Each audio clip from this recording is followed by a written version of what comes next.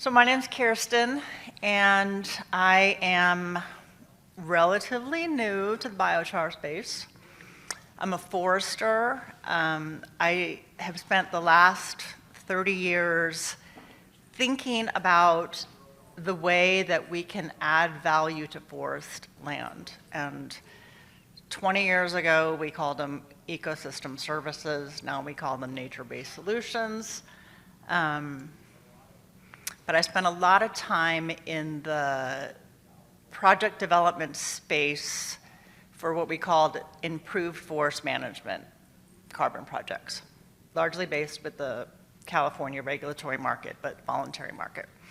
So there's a lot of parallels, I think, in terms of just lessons learned from that space into this biochar space for credits and emerging markets and methodologies and verification. And so I like to be challenged by new things and building new things. And so a couple years ago, I stepped out of that space. I live in Conifer, Colorado, which is in the Front Range. And this is the challenge. This is a fire risk map. So if you look at kind of does this have well, let's just say, this is the Front Range. The sort of that white spot in the middle is like Denver Metro, sort of north. But those of us that live in the WUI are dealing with fire risk on an everyday basis. Our communities are not resilient. We are already sort of upside down when it comes to economic development and poverty. And I'm talking about mountain communities, okay? And this isn't like Aspen Vale, Stoma. This is like Front Range rural communities, okay? And I've lived there for 20 years. My personal wildlife insurance rates have gone up by a multiple of probably 12 to 13x in those 20 years. So to put that into real terms, I'm basically financing another house to keep my house insured. And I'm not the only one, right? And so took a step back from this sort of global forest land space trajectory that I was on, looking at all these nature-based solutions, and said, we kind of need to, there's some work to do, like right here. Colorado not only has this rising wildfire risk, but the traditional forestry economics in Colorado is fragmented and falling apart. So there's not a whole lot of mills. There aren't a whole lot of markets. And if you talk to conservation districts or nonprofits or the government, it's sort of classic silo problem. So the result is, if you look at this map, the bright red, that's the burn probability. It's the highest risk, which is basically most of the western populated part of Colorado. So there's stranded biomass, there's mortality, there's pests, there's pathogens, and we already are underfunded on the forest management side. So my idea was, I come from a private equity space, was how can we leverage catalytic, what I was calling catalytic climate finance, and bring it to Colorado to solve for this increase and property loss, right? And if you look at insurance companies and you look at the actual catastrophic property loss, it might cost $10 an acre, roughly, to manage it, and it's gonna, for every $100 of loss, right? So the insurance companies are upside down. And I was like, I think I wanna work here. So how can we do this? What are the values that we can add to our biomass? And biochar came across my desk, like everybody else here, fanatically. Biochar is the solution, right? And so I thought about ways that we could add value to this value chain in all the ways that I think everyone here is thinking about, right? And again, back to the sessions and improved forest management, right? So that's always where I'm going to take it back to. And I loved, you did a great job laying the foundation for all of the benefits to mobile pyrolysis versus pile burning. There's all this stuff that we do as foresters that everyone's really comfortable, igniting, you know, whatever, 1,200 piles, burning it up, right? And no value, that's a cost, right? So how can we use biochar to rebuild and diversify Colorado's regional industry? So I started with just looking at the sawmill capacity just on the carbon dioxide removal credit side. I wasn't even talking about tipping fees and co-locating with lumber mills and just at CDR. And if you took the 3 mills that are the largest and most active in Colorado, and you look at their capacity in terms of board feet of lumber, you do a waste calculation, about 40% of their total volume is waste. Some of them have boilers, some of them are inefficient. You convert that to biochar, you convert that to CDR tons. Back of the envelope, this was like over coffee. Just thinking about CDR tons, aside from all the other economic analysis, those mills were sitting on about $20 million in CDR credits. Now in the mill world, $20 million is a lot, right? A lot of these are family-owned mills. So that was sort of my pitch. Like, you don't need to show me your balance sheet, but I'm telling you we could probably move a couple basis points just by thinking about biochar. So I started like in the weeds. This was sort of the number that we came in terms of Colorado's capacity, which was 1 million tons, right? So started very high level. Then moved into a not so high level space and figured out that if we needed to learn stuff, we needed to do stuff. And there was a lot of talking. And I was like, well, there's a lot of piles out there that people are burning, but we're talking about alternatives, but does anybody have the equipment to perhaps do something different with it? No, no, no. So bought a mobile air curtain burner, which is up in the upper right-hand corner, and I've since been called a crusty contractor because I kind of am one, and bought a truck at an auction to haul it around and outfitted it with 2 500-gallon water tanks and said, these are my front range goals. Let's look at mobile and modular biotech technologies. So finding regional kind of wood campuses where we could solve for haul distances, which is one of the biggest expense suckers, for something that was garbage anyway. Generate high integrity carbon removal credits, and convert residual biomass into value, which is like blah, blah, blah, blah, like of course, like we all keep talking about this, right? But I was like, there's 2 organizations in Colorado. One of them is very biochar focused, and he creates a great product. He does it efficiently, and the quality control is very high. But he's not driven by the community impact or thinking about the forest health side, right? He's creating biochar, and he's got it dialed in, right? I wanted to talk and work in the communities. I wanted to work with the landowners, the conservation districts, the foresters, the loggers, and figure out what it was that we needed to do to create a resilient forest industry in Colorado. I was talking to Connor this morning, and like landowners, like rich landowners in Colorado, there are a lot of them, they'll go out and their disposable income, they'll buy a, $750,000 machine to do it themselves. It's like, let's talk about how we can get this done. So in 2004 started North Fork Advisors, which is basically me and another co-founder. And our asset was a truck and this air curtain burner. And we were like, who are our customers, right? Customer discovery. Who are our customers?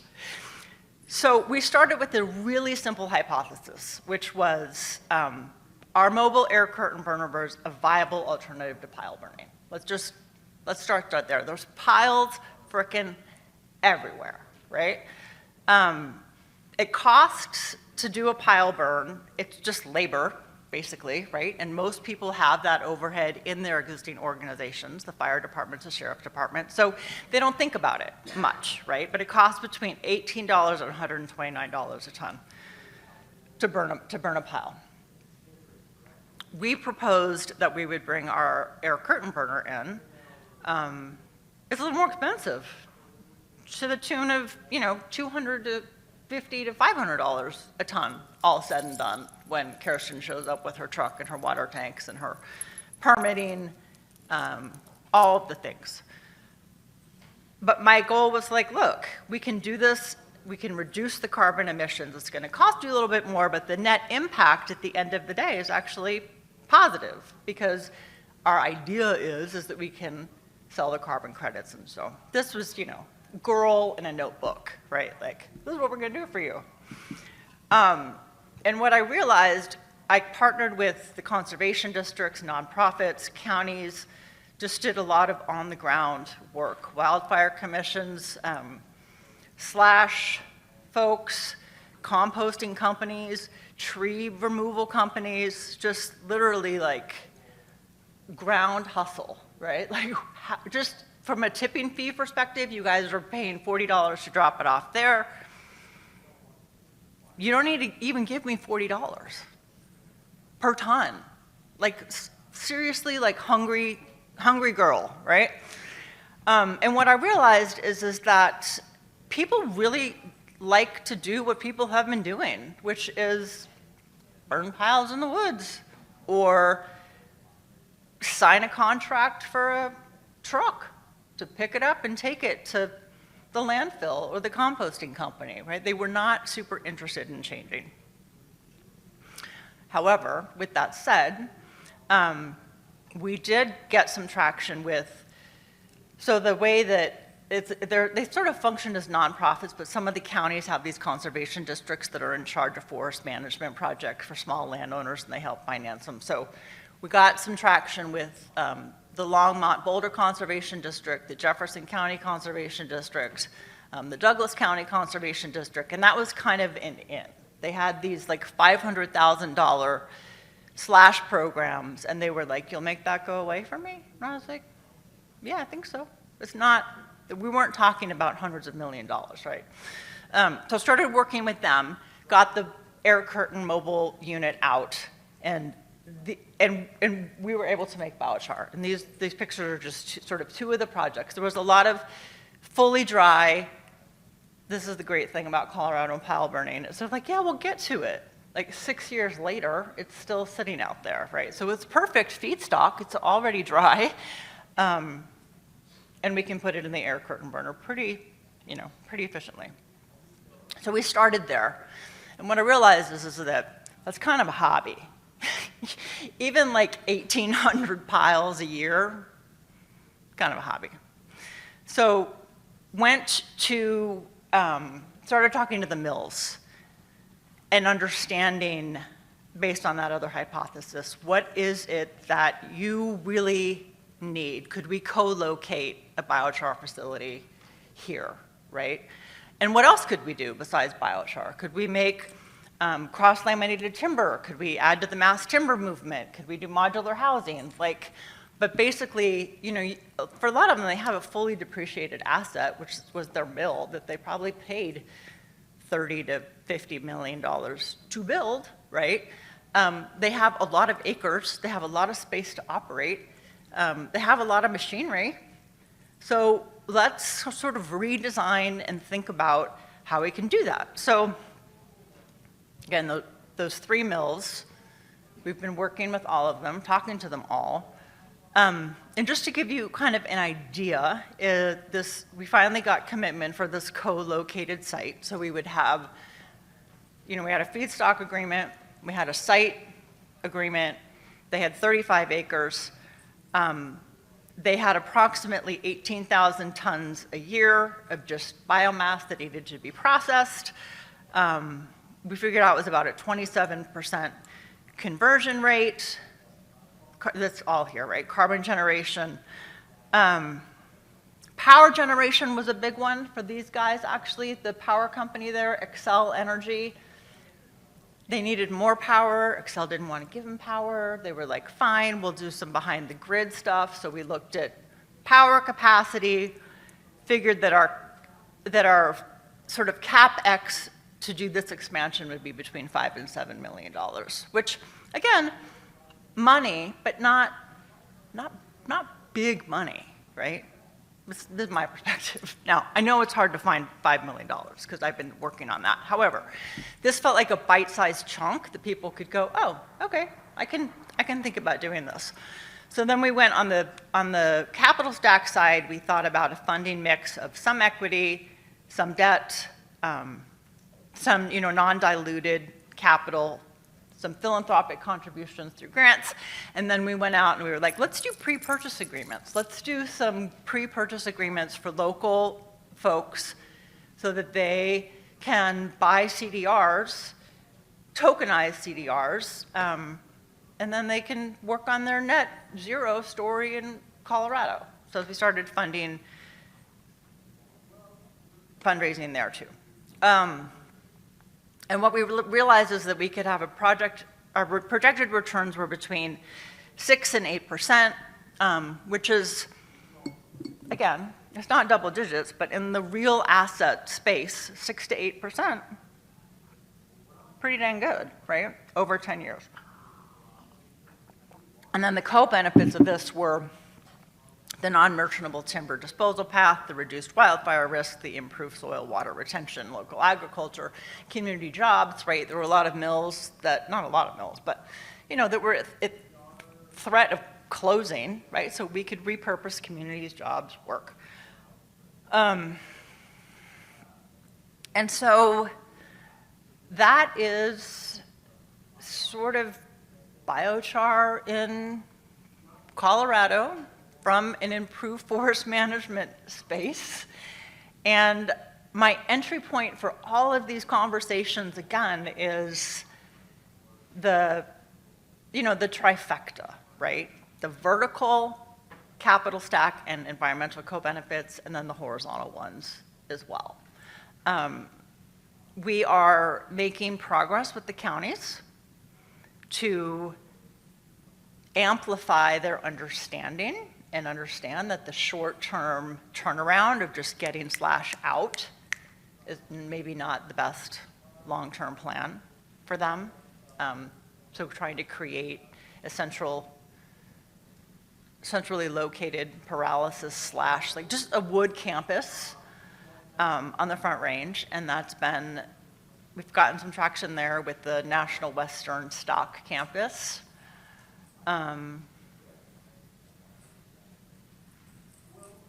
Capital stack. Again, private equity background, capital stack, investing, slide decks, always part of my pitch. Tough. Biochar has enough risks and uncertainties that investors are not super stoked about writing big checks, right? So what I have found is that for us, we had this sort of phase 1 pilot that we were trying to get funding, and you just have to think creative. You really have to think creatively, right? And stack as many sources together as you can, and do what we all do when we're hustling for money is, show that you've got one anchor, and then, double it down, get matching friends and family. But the air curtain burner that we bought was $55,000. The truck that we bought was $16,000, right? So it was under 100 grand. It's like, can we just, generosity, folks, Not a lot to be a crusty contractor. But proof of concept is what I've learned. You just got to try to do it. So then the phase 2 expansion on the capital stack side is looking to more, impact investors and private equity.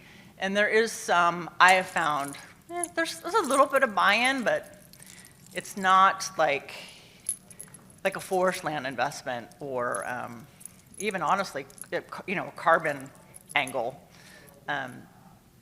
because people don't totally understand what biochar is, really. There's a lot of education there. And then on the stabilization side, I think we can get it to private capital financing, but. Okay, the constraints and the risks that I talked about, why people aren't just writing, you know, big ass checks for 10 years.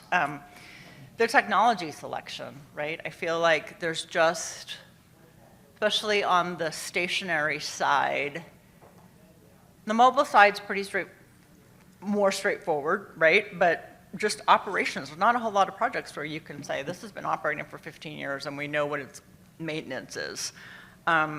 The offtake development, we've been working with the Climate Action Reserve to certify our credits.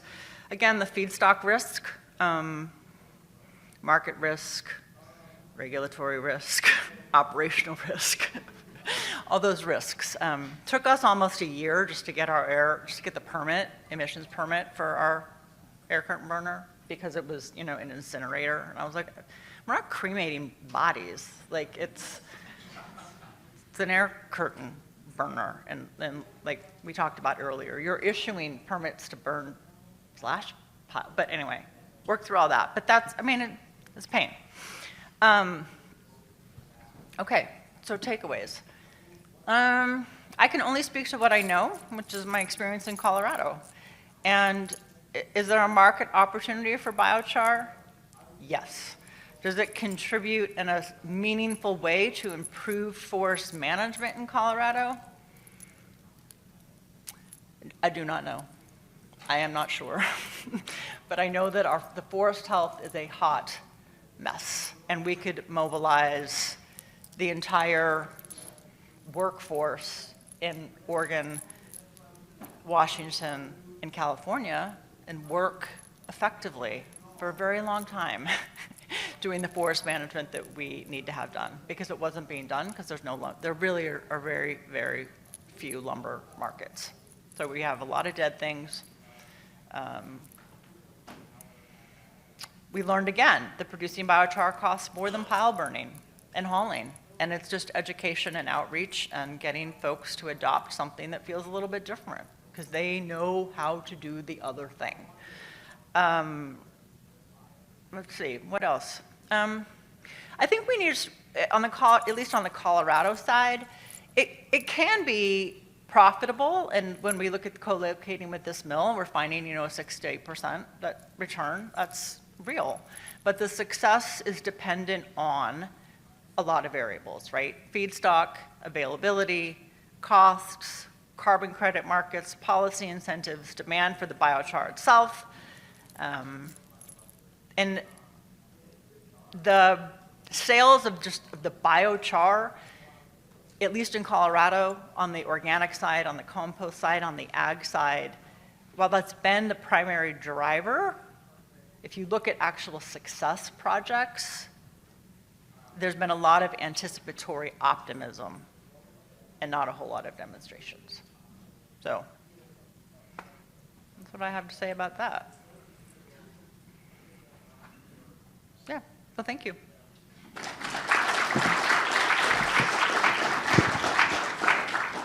Any questions for Kaarsten? Ooh. As a logger, and most entrepreneurs were incentivized by our pocketbook, I'm only incentivized to bring 60% of the tree out of the woods anyways.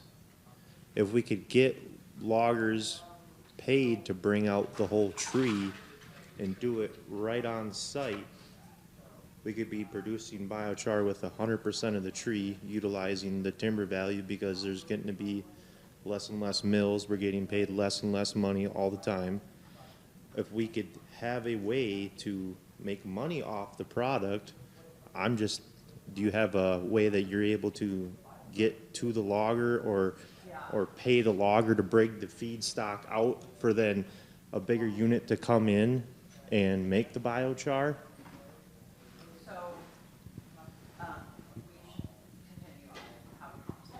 Could you go by the microphone? Yeah, a lot of the loggers that I did meet with, Chris, talked about by the microphone so everybody can hear Sorry, you. we will continue the conversation, but we talked about ways to kind of front end and subsidize some of those costs for them, right? And sort of recalibrate time. That's the other thing.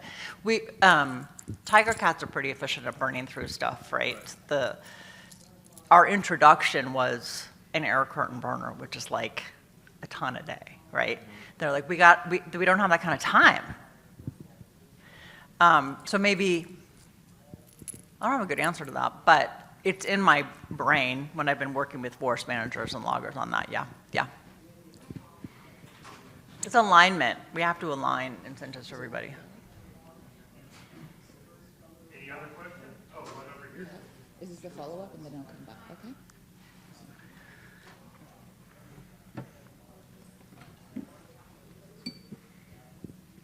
So my question's a bit of a follow-on to what you just asked. So you went in with the objective of kind of, helping the Colorado forests. Now you're co-locating with a mill who's doing some amount of production. You're using mill residuals to the tune of like 18,000 tons. I'm curious if that's changing their practices and what they're purchasing from loggers. If they're now purchasing maybe timber subject to agreement or having them incentivized to remove residuals, or if it's business as usual and we're a new offtake option for your chips. Yeah. I mean, I would say that all those are the beginnings of conversations that we are like having in real time, right? And getting folks, loggers included, to feel incentivized, motivated, financially rewarded for doing something different, right? I get it. Speed and known processes, operational processes, that's what makes loggers really good loggers, right? So to suggest that we do something different is like the why, right? The why. Hi, Kaarsten. It's Chris Caldwell, and we're looking at a similar process down in Yeah. Durango, and so I was real interested to see where you are geographically. Can you make the distance work between where your biomass is and where the Blanca Forest Products site is? Because that's a 100-mile haul distance or more? So the answer to that question is yes. I've sort of done it in the reverse way, which is finding mills and or partners that are willing to make the commitment to the transition, right? Because I feel like the biomass supply is not the constraint. Quantitatively or qualitatively. It doesn't mean that we couldn't make it more efficient and do it better with that kind of analysis. However, I'm like new enough to it that we're just trying to get something done somewhere that is different. Yeah, and mind you, all of this is by way of saying I'm very encouraged by what you're trying to do. And just in southern Colorado, what we see at Wolf Creek Pass and other places that are closer to that mill is, thousands of acres of standing dead timber from beetle kill. And so it seems like the feedstock that could go into that plant could be even closer to it than the ones you were showing from the wildland-urban interface. Yeah. Well, and we've been talking to the mills and even, asking them to perhaps collaborate, right? And think, how can they optimize to lose less? And would that mean even taking logs, hauling logs to another mill or, biomass or waste or something so they can think collaboratively, which is tough for a fragmented market of family-owned businesses that just want to eke enough money to keep their mill open and have money for their family, right?